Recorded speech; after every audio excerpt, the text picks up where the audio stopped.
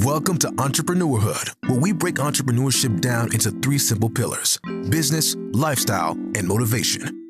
Our goal is to use our personal experiences as industry leaders to guide and inspire young entrepreneurs to see the lesson in every challenge. Because we understand that companies don't succeed, people do. Now welcome the leaders of Entrepreneurhood, Lakim and KB. Welcome to the neighborhood. You got your boy Lakim in the building, and I got my brother KB in the building with me. We on episode 31, and we got a special guest for this one. So KB's gonna let y'all know a little bit of who we decided to bring to the neighborhood, because it's a childhood friend that we grew up with, and he's been able to accomplish a lot of stuff throughout his career, and now he's entering into the entrepreneurship world. So KB, let the guests know who we bring into the neighborhood today. Today we have a special guest, not only because he's our fellow Flushing alumni and happened to be our varsity basketball teammate, but it's because he's our first professional athlete on the show. He attended Syaracuse University for D1 football, which gave him the platform to express his domination on the defensive end. Through hard work and persistence, it led him to be drafted by the New York City Giants. He played 39 NFL games as a defensive tackle. His career high is 36 tackles in a single season. He is a 5-year NFL vet, also turned entrepreneur. He gives back his knowledge of the game to the youth through his new academy called BFBA. Ladies and gents, welcome the D-line specialist, Jayson Bromley, to the neighborhood. Thank you, KB. Thank you, Lakim. Hell yeah, man. Yo, so Jay, this is exciting, man. We've been talking about this for a minute. We excited to share with your story, man. I think what you've been able to accomplish over this last decade has been super impressive. We both come from Queens, New York. Well, all of us come from Queens, New York, and you're one of the first people to make it out the hood and to do something with yourselves. We want to know what your story is. You're an NFL player. That's a lot of kids' dreams coming out of New York and coming out of Queens. First off, Jay, if you don't mind letting the listeners know, where you from, man? What was it like growing up being Jayson Bromley? First off, I want to say thank you guys for having me. You don't know how much of a pleasure this is, man. I get to sit and have a conversation with the flyest guys in high school. You know what I'm saying? I couldn't compete back then. I'm so thankful now. I already have a pair of shoes that you might like. I didn't have any back in the day. My name is Jayson Bromley. I'm fortunate to be here.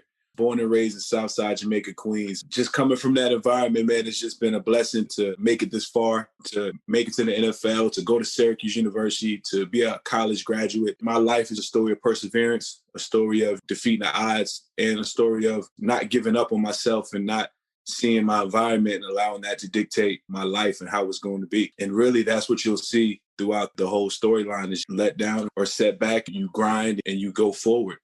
And you just try to help as many people along the way. And really, you don't get anywhere without some kind of help from other people as well. Growing up, did you always want to be in NFL? Is that was the dream of yours? No, man. Honestly, man, like while we were in high school, I played basketball with you guys, and then I played football with the football team. I'd rather play basketball. You know what I'm saying? Like at first love kind of thing, I love basketball. But I was only like, I don't know, maybe 6'2", 6'3" at the time. And I was playing center. I was playing center for us. I know I'm not jumping like Charles Barkley. So I'm like, that's probably not going to work out that well. It just so happens that, man, me playing football, I grew into my body, getting stronger and getting taller. And then as I grew into it, I never like dreamed of being a football player. I just always, or going to the NFL, I just always had a competitive mindset that I wanted to be the best in the room. I wanted to be better than whoever you perceive to be the best at my position. So that motivation only made me work harder, and then the fruit of my labor came from that. That's crazy, because if people probably didn't know you, they would probably assume that was your goal to, go to the NFL. So what would you say as you started to see your skill sets improve? Who played like some of the biggest parts in helping you get your skill sets to go to the professionals? Coach Rudy, I don't know if you guys knew Coach Rudy. He was a football coach at Flushing while we were there. He wasn't really at Flushing, but he came to the field and helped us out. He was the D-line coach that we had, that Coach D brought on. And he was like a father figure to me, literally the father figure. Literally would pick me up and take me to get a burger and just talk about life, teach me how to be humble, teach me about work ethic. And that was really the guy that really helped me in high school hone in on Like, I'm gifted whatever God has given me as far as talent. Talent is what you're given by God. Like, people just have it. They wake up like that. But work ethic and technique is something that can be honed, that can be skilled day in and day out. And through actually sacrificing time that you rather be doing something else for that skill. Coach Rudy really helped me develop that mentality of focusing on my skill set. And that helped me become a D1 player eventually. One thing I always noticed, about going to high school with you, people always say your work ethic was very diligent. And that's the reason that you was always a great player, because you really work hard more than the average person. Thank you. It was fun to me. And it's funny talking about where I come from. That was the space I loved to be in. I didn't want to go home. Basketball saved me during that time. It gave me somewhere to be where I didn't have to go home. Football saved me because it gave me where I didn't have to go home. Those environments allowed me to take whatever anger, frustration I had from home and really hone it in. I can have fun here. I can be physical here. That's what I loved about basketball. Everybody was soft to me. You know what I'm saying? Like, when I came from playing football, I loved setting a pick for Lay Kim, and that guy didn't see me and crush him. You know what I'm saying? He's out of here. Coach that was so rewarding to me. One of my things was I hated playing against football players, but when they was on my team, I was like, yo, let's go. I really enjoyed that part of it. One of the things that KB said is I respect the leadership that you brought to the squad and playing ball with you. One thing that I want to ask, Jay, is where do you think your situation would have been if it wasn't for sports? Growing up in Southside Jamaica, Queens, I feel like for me, you and KB, sports gave us discipline and it kept us from doing things that we know we shouldn't have been doing. How would your life have been if it wasn't for sports? Man, that's a loaded question. It sounds cliche when you come from the hood and you say, man, if I didn't have this game, I might have been a drug dealer. I might have been in prison. I might have been dead, kind of thing. But that's the reality. I can look back in my life and say, nah, bro, that's real. The drug dealers and the gangbangers in the hood, for whatever reason, when they knew I was playing ball, they applauded that. I remember them like, oh, you coming from ball? Like, all right, bro, keep doing your thing. Well, they on the corner, though. They standing in front of the crib doing what they doing. And my father was in jail 17 years. My father was a pimp. My mother was a prostitute. And my brother, like a father figure that I had for a decent amount of my life, he was a pimp. So everything I was around, I shared rooms. Every man I ever knew came from prison. You are a product of your environment, unless you're one of those gems that without sports can really latch on to something and be like, you know what, I'm going to stick to this. I don't want to be like these people around me. It's really easy to fall into that. I would say, man, I can't necessarily say I would have done anything positive because I would have been like a lot of people and I would have fell victim to my environment. And I think that's a big thing that me and KB, we talk about all the time is I'm forever grateful for some of the coaches and mentors that we had coming up because ain't no telling where we would have been. I preach this all the time is I feel like me, you, and KB, we was all, and we still are all one decision away from being a completely different person. All of us growing up, one decision would have changed our whole outcome of who we are today as young, successful Black men. I think that was one thing I definitely wanted to touch on. What you think, Kate? What else you want to know? I wanted to know, how do you feel about hitting people? You get enjoyment out of that. It's some type of mental thing you develop. When you play with the position I play and you grow in that position, I tell people football is not just technique. It's literally, especially in my position, it's a mentality. It's plenty of guys that wake up better than me that I'm better than because they don't have the right mentality. Most players that I've played with, especially by the time I got to college, were better athletes than me, but they never outworked me. They weren't as tough as me. How I felt about hitting people, yeah, it is a joy. When you hit a quarterback and, okay, he might have threw that ball, but he don't really want to sit in that pocket like he did before. Like his chest hurt a little bit. He is different now. That's the mentality a lot of defensive coordinators breed to because if you hit him, it's going to change him. What kind of man are you? I'm going to see what kind of man. Are you going to sit there and take them hits over and over and over again? Like Marshawn Lynch said, you said run through a mother face. Again and again and again and again. And guess what? Most people ain't gonna want to sit there no more. And that's football. Nah, that's definitely facts though. because I was on the other spectrum. I used to run so fast because I didn't want to get hit. You was a pretty boy. You was trying to make it to the party. Nah, I'm saying I used to play football for 2 years, Pee-wee. Oh, yeah? Yeah, man. I was supposed to be a running back, but I quit and I went to basketball. Yeah. You definitely didn't want to get hit. You running back. That's all you do, okay? Yeah, I was like, I'm in the wrong sport. And then, so Jay, before we jump into some of the business side of it, what would you say is some of your best experiences from Flushing, from either like me, you, and KB, or just some of the things that before you blew up and before you became who you are? What are some of your best experiences? Here's one thing that I think of, and we were talking about it the other day when we were playing Bayside, and we didn't win a lot of games in high school. We was working hard. We just didn't have what it takes to win a lot of games. But I remember that one game where I gave you that pass and you hit a game-winning shot, and we beat Bayside High School, man. And we was on the bus, we was rapping, and we was just celebrating of one of our 3 victories that season. So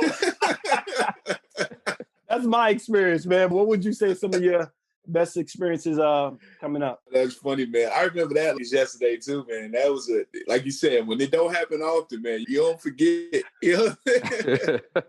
In high school, man, just the experiences before I was fortunate enough to get to the league and stuff. High school was fantastic, man. I played so much football, and you spend so much more time with football teams. Like basketball, we got that season, and then we're not together working out for another 2-3 months, and then do the summer, and then be together the whole time. Football, you're together so much. Yeah. Football is just that place in my heart where we got playing in the playoffs.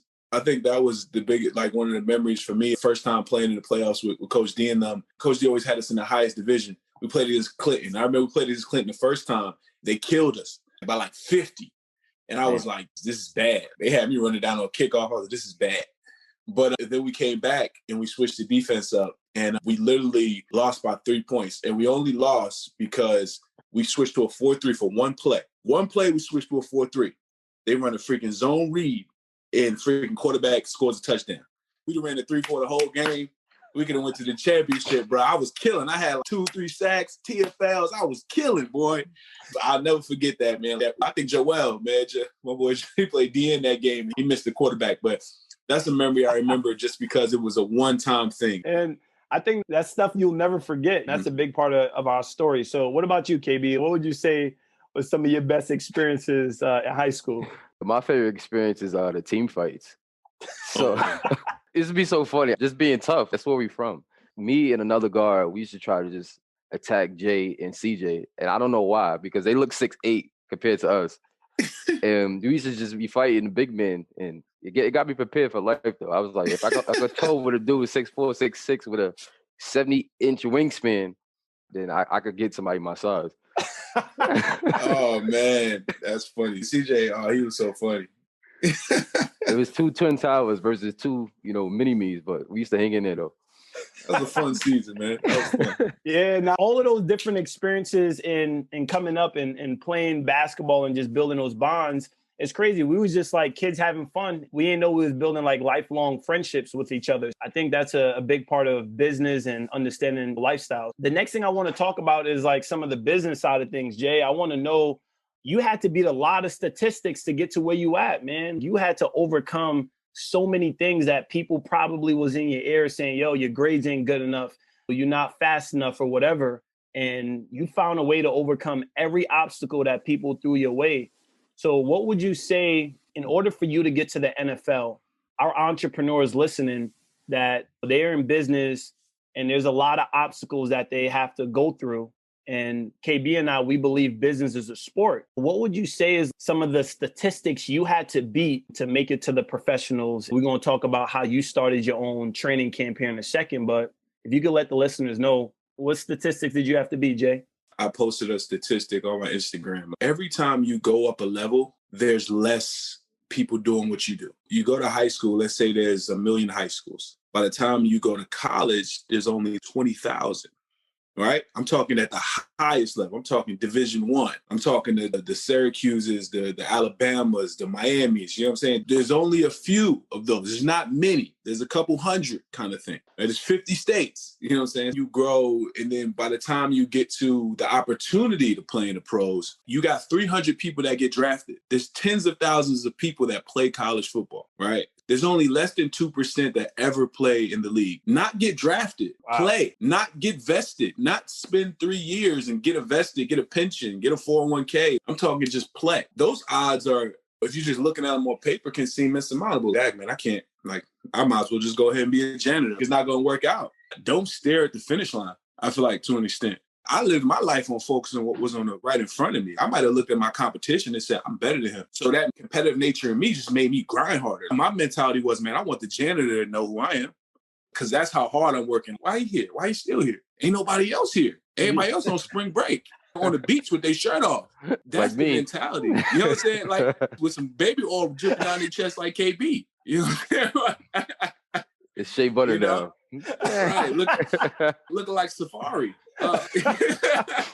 The mentality was, I was different. When I look back at why I made it, why I was fortunate enough to make it, it wasn't by happenstance. It wasn't like I just stumbled upon it. I went to a D1 school. I went to Syracuse University. I was around other gifted athletes. Why was I the highest drafted one in my draft class when I was the last picked? It was because when I look back at it, people wanted to go to spring break. I was at the facility. People wanted to go home. I'm watching film after every practice. Every time we practice, I go eat. I go watch film. Everybody else going home. I'll go home later. I'm going to go watch film. And then I'm going to stay in a study hall till 11:30 at night, finishing my essays. Because I'm going to get both done. But I know it's important. Don't get me wrong. Like, we was in college. We was crazy. Chase girls, chase whatever. But, man, it was about focusing on what's most important. Like, that didn't precede me getting my work done. That didn't precede me watching film. You know, that didn't precede me getting an extra workouts in. So I think it's an unflappable confidence that you have to be successful. Plus, you have to have the work ethic. It doesn't mean you have to kill yourself every single day, but it means that, man, if everybody else is doing something, 9 times out of 10, it ain't what you want to do. It's not going to be fruitful. All them same guys I know that had honestly, the ones that had all the chicks, that when they came there, they was a 3-4 star and they freaking came and they thought it was sweet. Ain't none of them pan out. You know what I'm saying? Ain't none of them pan out. You know what I'm saying? It is what it is. Me, Justin Pugh, and Chandler Jones, the last 3 highest draft picks in Syracuse in the past 10 years or more. You know what I'm saying? And it's because I watched how they work. Chandler was a freaking phenom. Chandler worked his butt off. You know what I'm saying? I remember Chandler come pick me up in the Volvo, taking me down to practice. Now he's one of the best players in football, period. Justin Pugh, phenomenal. Same work ethic. So it was like you had to figure out what was the method. I'm not just here for this. The goal has to be bigger. It has to be, but in the same token, like I said, it got to be in the back of your mind, the whatever it is you want to become. But what's in front of you has to be the grind. It has to be the work, because you don't know what tomorrow brings. You can get hurt tomorrow, tear your ACL, tear an Achilles. I done had so many injuries, both turf toes in the toes, both ligaments in the hands, spraining MCLs, ACLs all the time. Wow. Being at football is very dangerous to get hurt at any given time. How do you prepare your mind going back to the game, knowing that you're coming off an injury? What do you do? Do you try to psych yourself out? Do you tell yourself different things? Like, how do you go forward with that? That is the great question, KB. That is the most overlooked part of sport, because people overlook the mental toughness that an individual has to have for you to tear your ACL or you do something, right, on the field. Do you know that's traumatizing? That is like getting in a car accident and then 5 months later getting back in the car. You know what I'm saying? That is the mental process of it. Oh, man, I tore my ACL. And then, like, people tear their ACL. I can tell by watching games what happened to a player before the doctors ever touch him. You know what I'm saying? Like, it's not rocket science to me. I'm like, bro, he was just running and then he just falls. X-ray is going to be negative. He tore his MCL, ACL. It's not even a question, because I understand football and how it works. So to answer your question more plainly, KB, you really just, football, you're literally going to be rehabbing your whole career. You might not be injured to the point where you can't play, but you're going to be hurt to the point where you got to rehab every year, all year. So you're constantly building things up, and it's just a mental product. You realize you're going to be hurt. You just cast down that fear of, man, it's going to happen again. It's like, so what? Get as much as you can done between them lines before it ever happens again. Hopefully it never happens again. Yo, I never thought of that. You said getting an injury on the field is like getting into a car accident and then hopping right back into a car. Because I guess on the professional level, when you experience those injuries, you got to get right back to it and pretend that everything is cool. and not be timid for the next player, the next season. I think that's crazy, Jay. To kind of change gears a little bit, bro, I want to know, in order for you to play at such a high level and to accomplish what you've been able to accomplish over the last 10 years, who or what did you have to get rid of for you to reach your goals and to get to where you at? What I had to get rid of. Interestingly enough for me, I never really had a crazy like posse or group of people I always felt like I had to be around. I was always trying to be a funny guy, just trying to be myself. That was who I was. I grew up as a fat kid, so I had to learn how to tell jokes. That was my end. If I was going to get a girl, it was going to be on jokes. I ain't no pretty boy. Like, that wasn't going to cut it for me. I never had that group like that. I always had a couple people here and there that I talked to. I haven't been great with relationships, honestly. I never really had somebody I spoke to every single day. And then my parents and stuff like that, they didn't call me all the time. They weren't like really invested in anything that I did, honestly. I didn't feel like I had to really cut anybody off. I just had to focus. That was probably a benefit to me, that I wasn't so latched on to friends that were doing different things, that I was always around them. I was more like, hey, I'm over here. You know what I'm saying? I'm over here. That's it. I'm over here. I'm watching. You can do whatever you want to do. I got my blue papers. I'm going to walk these dogs. I'm going to make some money. I'm going to go to YMCA in the summertime. I'm going to make some money. I'm going to experience life. I'm going to save some money. I'm going to give some money to my mom. I'm going to get my grades. Why? Because I want to play ball. My mom only paid for, when we had to pay for basketball and football, my mom only paid like one time. That was my freshman year. After that, I was selling them Pop-Tarts. I was selling them Welch's. You know what I'm saying? And I made it happen because I wanted to do it. It's about willpower. It's about how much do you really want to do this? I remember you used to sell candy, Lake Kim, and put it in your backpack and bring it to school. And you was making a profit from like straight up. Candy man. Yeah. But it's like, how bad do you want? Are you going to look at it? Oh, man, people going to look at me like, man, what is he doing? He ain't got no money. It's like, man, forget all that. I'm building something. You might not see it. To answer your question plainly, I didn't have to cut anybody off. I really just stayed locked into the mission. And I think, like, bro, that's different. It's not normal because most people, when they trying to play at a high level, they always feel like they have that one person that they have to prove something to, or they got those toxic people that they always are trying to, impress. And that's what we feel, KB and I feel, hold a lot of entrepreneurs or people, anyone who's trying to play at a high level, that stops them from getting to the next level. And I think it glorifies why you've been able to win is you've never really put yourself in a position that you had those toxic people that was holding you back. Even if you had them, you ain't even pay them no mind because you were so focused on the next goal. I think, man, like Jay, that's a big reason why KB and I respect you and we wanted you to come to the neighborhood, is to like really share that. Okay, what would you say is the next thing you got? Hold on, can I say something about that real quick? Yeah. I think that, interestingly enough, like one thing I can remember was always my motivation. I can count on one hand how many games my mom and dad came to, basketball and football, right? In high school, I played both every single year. You know what I'm saying? And I can count on one hand how many games they came to. So my motivation turned to play like your mom's in the stands. It was a fiction of my imagination, like she was there. So I had the ball. Now, to touch on what you said about people having these people they feel like they have to prove wrong, a lot of people are successful because of negativity, not positivity. They built like your dad wasn't there, your mom wasn't there, whatever. It's a negative. It's really a negative, right? But you create this thing on your shoulder like, I'm going to prove, I'm going to shine so bright that you cannot see me. I feel like a lot of people have done it. LeBron James, I believe his father wasn't in his life. He's LeBron James now. Wherever his dad is, he knows who he is. But interestingly enough, there's nothing more important than him being able to speak to his dad, being able to, for his dad to say, I'm proud of you, son, not because of the money you've made, but because of the man you become. That's more important than everything else. And that's what we're really fighting for. We're fighting for that person to grab us around the neck and say, man, I'm proud of you, man. Like, man, that's really what it comes down to. All the money is going to be nothing if that never happens. That's crazy. I said this on another episode when me and KB was talking. I think that's my biggest motivation as well, is growing up, Jay, I never had my mom and my dad show up to any of my games. They were just too busy working and they weren't able to make any of them. And I feel like that made me feel like I had to go harder and I wanted to win on a big level, because growing up as a kid, I never got attention. I never really got it. My family was just always busy. Yeah, I totally relate to that. When you have that mindset of like they're in the stands, even though they're not, you just feel like you're going to try to play your best and do it for your team and do it for the people that is currently there. But you really just wish you had your family there to show you love, but they're not there because they can't afford to be there. It's just the main qualities that you need for entrepreneurship is you got to take the negatives and you got to turn them into positive forces. That's what gets us going. You just take everything, the good and the bad, and create your own story. Jay, can you please tell us about BFA, Bromley Football Academy? Bromley Football Academy is a program that I started not too long ago. And it's really about my name. I think of my name as not just a lotion. It's not just a tea.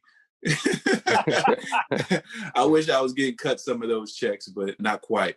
But Bromley Football Academy, man, it just stands for really perseverance. And it's about cultivating mainly defensive linemen, front seven guys right now to be the best that they can be. And really in the New Jersey, New York area, because they don't get that kind of recognition. You don't see too many D linemen coming out of New York, New Jersey. Why? The recognition isn't there. I was 6'4", 250 pounds, and I had no scholarship offers. You put 6'4", 250 in Georgia, he has 10. And he didn't even have, he ain't had one sack yet. You know what I'm saying? My goal with Bromley Football Academy is to take my experience, which is at this point 5 years of NFL experience, 6 years of pro experience, right? 4-year letterman at Syaracuse, all ACC, team captain, you know what I'm saying? Team captain in Syaracuse, XFL, half a year, team captain in the XFL, showing my leadership ability. I want to take all these qualities and what I know about defensive line play, which I've developed over the years, and give it to people in a way where I can really teach you. I think that's the difference that Bromley Football Academy offers, a teaching ability that I have personally, that I can show you the way, why it's important to do the drill, not just put you through things to give you busy work, but to show you how to become the player you desire to be. Because I've been around a lot of places. That's not the case. A lot of coaches are just there. They really don't know what they're doing.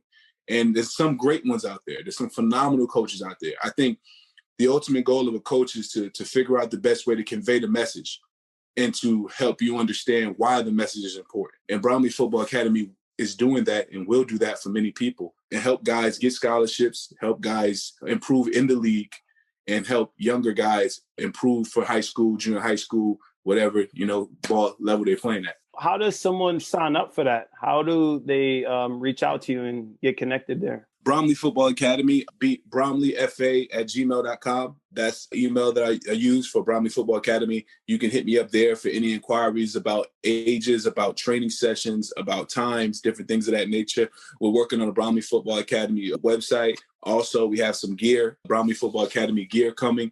That's in the works. There's some prototypes out there right now. And also on my social media, Take 96, which is my professional social media. You can hit that up also if you would like to, anyone listening out there.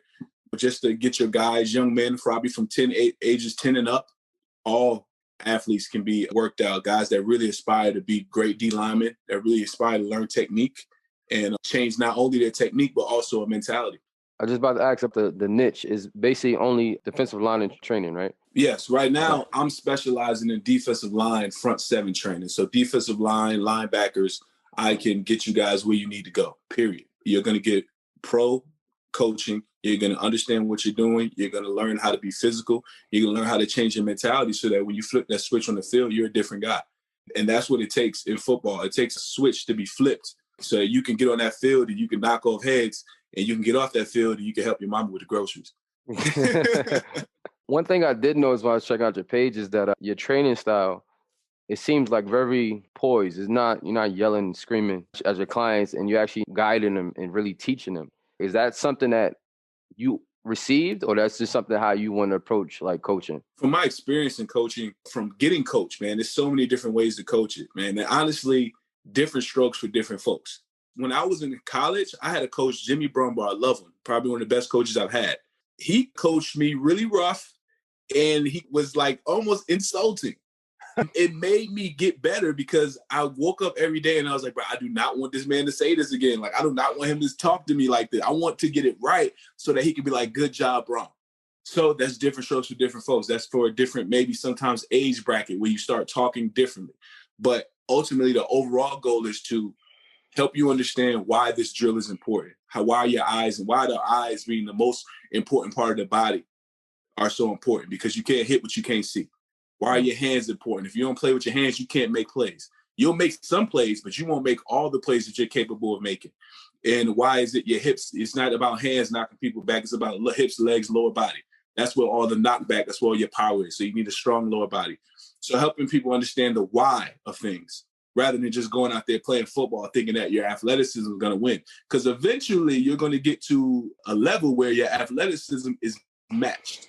And that's where the technique, that's where the mental capacity comes in. I got to look at this formation and I got to understand where's my strong points and where's my weak points. I got a follow-up question. Where do you see BFA in the next 3 to 5 years? How big do you think you could get this thing to be? BFA in the next 3 to 5 years is going to be a facility. It's going to be a place where defensive linemen come in the Northeast area. It's going to be the best defensive line front seven training facility in the Northeast area. And it's going to help facilitate scholarships for young athletes in New York, New Jersey.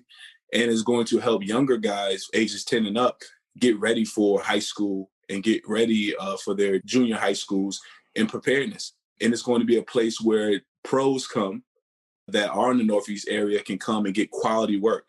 They don't have to run to Florida, don't have to run to California and spend all that money because there's no facility in New York, New Jersey that's really giving them the work that they need. Wow. I think that's money, man. And that's what I want people to really see is the vision that you got for BFA and where you try and take it. I really want all of the listeners to know, yo, check this out, man. Like, we got a professional NFL player in the community that's creating. He's taking his experience, that what he's been able to accomplish in the NFL, and he's giving it back, and he's helping people tap into skills that they have, but they really can't take to the next level. So I highly recommend everyone listening on the community to go check out BFA and to make sure that y'all Google Jayson Bromley, because he's going to blow this thing up to make everybody know what it's about in the next couple of months, because I know the type of person Jayson is. And yo, if he puts his mind to something, he's going to get it to win on the biggest level. So I definitely wanted to make sure our listeners are paying attention to that. BFA, Bromley Football Academy. Make sure y'all check that out. When we talk about some of the motivation and stuff that our listeners need to hear about, why it's important to be 2 foot down, and we want to hear what some of the things Jay's done. I wanted to know what kind of daily rituals you do to get yourself right, because it seemed like you're a very focused person. I know you have something that you do before you actually start your day. These past 5 years, going on 5 years, man, what really helped change my life and what's continually changing my life for the better is faith, as having something bigger than myself. God, Jesus Christ, mainly saving my life, because, man, one thing you realize is that everybody aspires. You come from poverty, when you come from the hood, people aspire to have money. People aspire to have, quote unquote, clout, recognition, all these different things for somebody to see them and know who they are. I realized that, man, that's not as all cracked up to be. You can have the money. You can have the car that you always wanted. You can have the women that you always wanted and be empty. It's so many people like that. That makes you realize that money, things, women is not going to fulfill your life. The most fulfilling thing in life is going to be purpose. And guess what? I don't care who wins the presidential election. You're not changing everybody's lives. And there's always going to be a deciding factor in why people don't agree with other people. Skin color is just an easy thing to point out. You know what I'm saying? But Facts. It's way bigger than that. I believe that Jesus Christ preaches a gospel of love, of patience, of peace, of mercy, of forgiveness that we all, that I believe that we all should embody. And if we did embody it, the world would be definitely a better place. So, man, having my faith lined up, I have a wonderful wife that brings a lot of ease to my life, taking care of my children in my home. And I have 2 magnificent, handsome sons that give me motivation and joy. So I don't lack motivation. I have purpose. It's bigger than that. Motivation fades. Once you get the money, now what's your motivation? You're comfortable now. I've had that. I've experienced that. Like, I'm getting the money and then not playing as well because I'm comfortable. It's not a goal anymore. But then you get the money. It's like, okay, now something has to change. You got to retarget. And it's like, okay, well, now it's God. Now I need to be excellent because God says that I should be excellent. That means not just in football, but I should be the best husband, father, friend that I can be. It's an all-encompassing thing. And that's what my faith is to me. Yeah, KB, I know that's a big thing that you believe in and you talk about a lot too, right, K? Yeah, no, it's a fact. I feel like that helps me so much on every level. I have to stay consistent with it. It's like this is my daily ritual. I have to pray. I have to figure out, be thankful for what I have already. And that's a bigger part of entrepreneurship. You got to appreciate the progress. You just can't be worried about the next thing. Enjoy the moment. And one of the things too, like, I think your belief is such a big part of entrepreneurship. And if our entrepreneurs listening struggle with finding some type of motivation, sometimes you just got to dig deep. Because what Jayson said is not about the money. It's not about the woman. It's about what's your purpose? What's your why to do what you do? And I think the why can't be financial and materialistic things. Ironically enough, Jay, what I want to know is growing up, you was poor. You've become a lot, and I'm sure you've accomplished a lot of things and being in the NFL. So, Jay, I just want to know, what is it like now not having to stress about money? If you could share with some of the listeners something to motivate them. You went from not having any money to being where you are and accomplishing your things. Could you share with some of the listeners some of the exciting things you've been able to do now that you've been in the NFL and you started your company, BFA? I just want to hear some exciting things that can motivate me and the listeners. Ironically enough, man, I'm not even that exciting of an individual, to be honest. I've been fortunate, man. Most of my excitement comes from my wife and her wanting to do things, her wanting to travel places. And I've been behind the eight ball on that. And obviously COVID threw a monkey wrench in that. So I have to do that. Coming from not having money to having money, what you do most of the time, man, is just like the first thing you do is you buy what you always wanted. So when I first got drafted, and I didn't have any credit. They have no credit, not at all. Like now I'm talking no credit. I'm not like not bad credit. I'm talking like I know I did have bad credit because my mom actually had a credit card with $2,500 worth of rung up on it that I never knew nothing about. Right. So I get drafted and then I want to buy a car.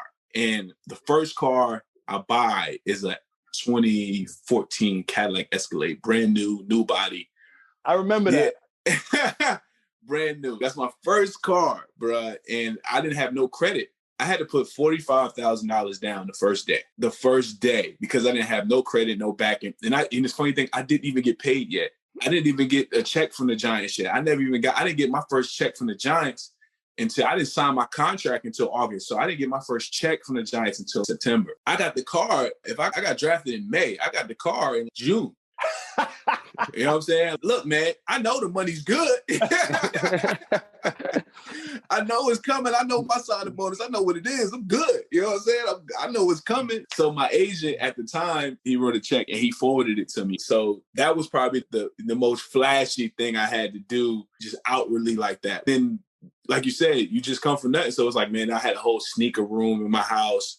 I'm by myself, mind you, right? Like pretty much single. I had my girlfriend, who was my wife now at the time, but living life crazy. I rented a 3-bedroom, 4-bathroom, 3-level, a townhouse in Syaracuse. And I had a whole sneaker room, all the sneakers in my room. I was Nike deal back then. All the sneakers were pretty much free. So it's like, I'm just building my room up with sneakers.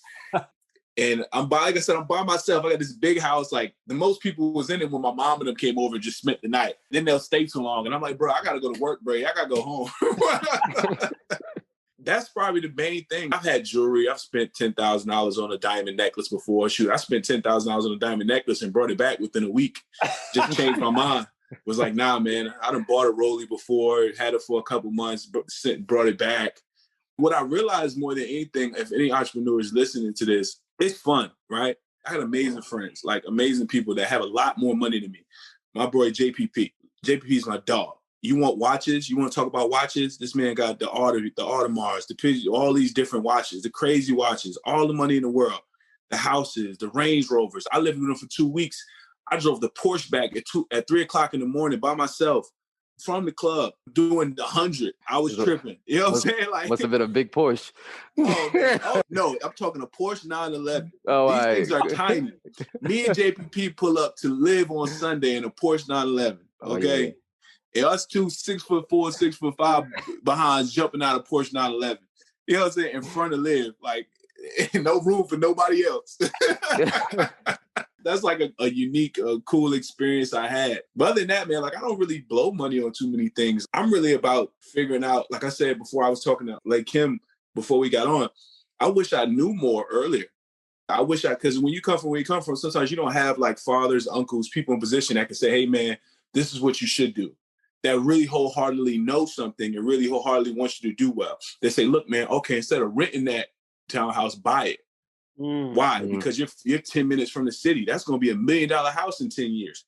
You know what I'm saying? Or you get it for 600. You can get it right now. Get it, boom, rent it out. If you go to somewhere else, rent it out, sell it in 15 years for $1 million. You know what I'm saying? But I didn't have that wisdom. I didn't have nobody around me that had that kind of understanding. But that's the difference now. I want to be that patriarch that puts the time in to learn about taxes, puts the time in to learn about business, puts the time into learning about education so that I can give that back to my sons one day and my nieces. And my aunties, my cousins, my sisters, calling them, hey man, like, how much money do you make a month? Most people can't answer that question. Yep. They don't, how much they make, they can't answer how much they spend a month. You know what I'm saying? So if you don't know how much you're spending, how can you ever assess? I know you're not saving now because you don't even know. You know what I'm saying? So I like that part of the game now where I can sit down and look at money and be like, okay, this is how money works. You know what I'm saying? That is the most intriguing part. Not even the buying stuff. Like, I'm going to buy, like, you got to live, be comfortable. Cars, they lose value as soon as you drive them off the lot. Never buy a new car. Why? They're going to build another car next year with a couple more things in it and add $10,000 on it and make you feel bad about your new car you driving it right now. I got an Escalade outside right now, all black out, extended joint with the joint, all black rims, everything. New Escalade got me looking at my joint, man, you ain't. I had old body. old rusty body. Look at you, man. You need to upgrade. That's life. That's the world we live in. So that's true, bro. That's true. Yeah, and I was gonna say on the flip side, especially being a professional athlete, you've seen people be at the mountaintops and then hit rock bottom because you got to understand that you're an athlete. It's not going to be coming in as much it is, and you understand that you're going to be not playing this game one day. So you got to be smart with your money. I don't understand. I'll be honest. From what I've learned in my few years, I don't understand how somebody that makes $50 million goes broke. I can understand you blowing $1 million ain't hard. It all depends on what you're buying. You could buy a piece of art for $1 million. Like, it ain't hard to spend a certain amount of money. If I understand that if I put $1 million away, I diversify that $1 million. And on average, that $1 million is going to make me between 6 and 10% a year. So I'm going to make, $60,000 to $100,000 a year without doing anything. Yep. So a person has 50, you take 5. What is your lifestyle that you can't live off of $30,000, $40,000, $50,000 a month? And that's an excessive lifestyle. You know what I'm saying? That's making $500,000 a year, more $600,000, $700,000, $800,000 a year. So I don't really understand how people do that. I think it's poor financial advisors. I think it's people stealing from them. And I think it's an onus on family that is misrepresented, especially in Black communities. Yeah. Family is great.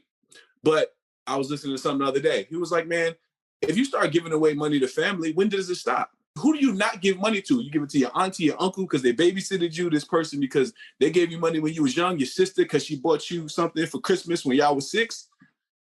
No, what you do is, I gave money to all my sisters. I gave them cash in hand, a few $1,000s cash in hand. Gave my mom a few $1,000s cash in hand. I always had a sit back and watch mentality. I'm going to give you some money. Let me see what you do with it. Because what's the point of me? Because if you can't handle a few $1,000s in your hand or $10,000 in your hand, what's the purpose of me giving you $100,000? You're going to be right back broke again because you don't know how to invest it. You don't have an idea, you know what I'm saying, that you're trying to cultivate. I always had a sit back and watch mentality. And it's a double-sided coin because you can argue and say that people that come from the hood don't have the understanding, wisdom, or resources to take that money and create something with it necessarily. Mm-hmm. But you also can say, look, man, if you have an idea, come to me. If you need $20,000, you come to me with a business plan or a business canvas, I can help you. But then most people might not never come with that business canvas. They'll be more offended at the fact that you got $100,000 and you didn't give me 5. You know what I'm saying? When you got it. Yeah. But I earned this $100,000. It's all mine. You know what I'm saying? I didn't owe you anything. And sometimes love is sitting back watching, letting somebody struggle. Because if you don't struggle, you're never going to learn. We all learn because of struggle. That tug of war in our hearts for what we desired a little bit and what we desired more helped us get to where we wanted to go. That's crazy. So Jay, I got a question, man. For the listeners that are listening right now, there's a lot of people that want to be a successful entrepreneur, or there's some entrepreneurs that they had dreams of going to the professionals. So what would you say to someone that's trying to win it big and they're trying to do something that most people have never done?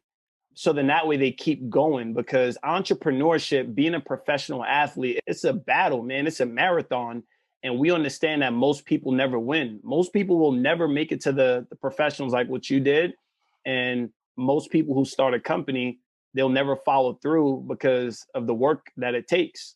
So what would you say to an entrepreneur that's listening, regardless of what field they're in, whether they're in sales, whether they're in fitness, or they're doing hair, or they're doing anything? Like, what would you tell that person to help them continue going in their journey in entrepreneurship? I'm taking something from a guy that most people that entrepreneurs probably know. And if you don't know, you probably need to look him up, Gary Vee. And it's more about what is your version of success, right? If you're competing or you're putting yourself side by side with Pepsi and you just started your own soda company, you're going to be discouraged.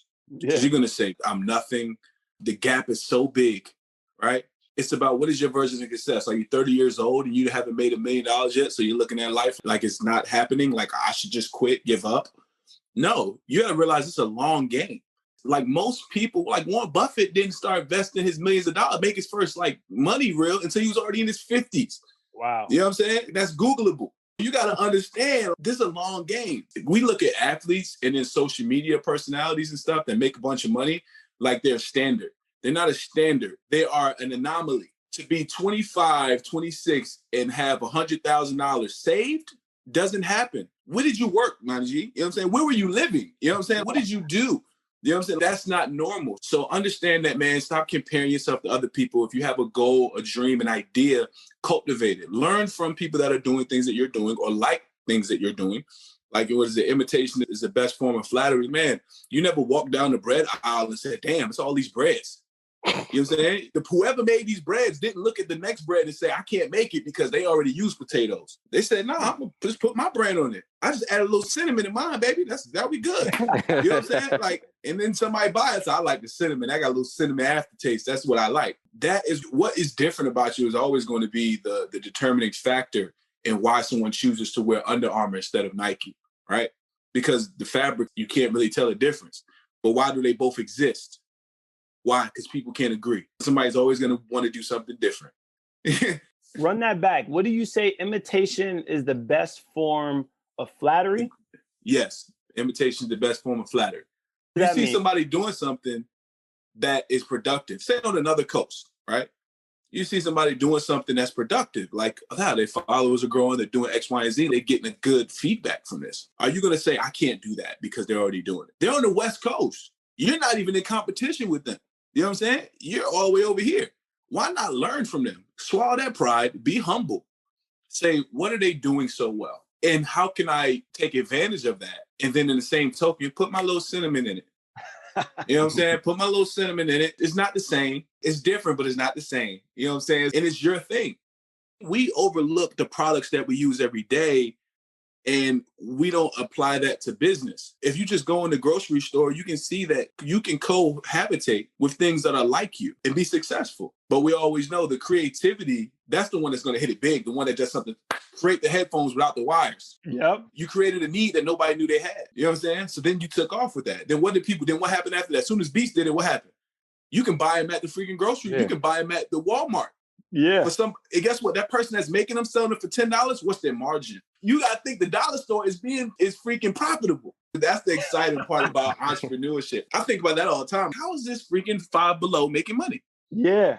But they are making money. They're not open because they're not. All these great little products I'm getting for $5 and below, what is their margins on these things? It's taking them, it might cost them $1 to make. One of the big things, KB, we want to figure out is when someone comes to the show, we always like to ask them what it's like being on the show. You could ask them one of our wrap-up questions unless you have something else you want to know, okay? No, I definitely want to ask it. You kind of said it already, but being that you start in this journey of your company and also being an athlete, what do you feel the word entrepreneurhood means to you, being that you are taking these journeys and you going to the next level? Entrepreneurhood sounds like a community of people.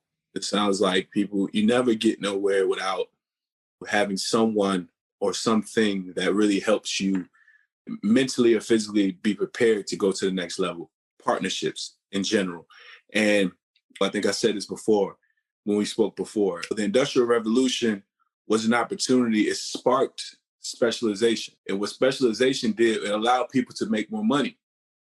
Because if I could specialize in doing one thing, you had to pay me significantly for being an expert in it, rather than me doing 10 things. Okay. So what entrepreneurhood is, you might be good at marketing. I might be good at ideas. This person might be good at internet. This person might be good at the math. We all can work cohesively as a unit and be productive and get to where we want to go, rather than me being frustrated because I don't know the math, or frustrated that I don't know the marketing, right?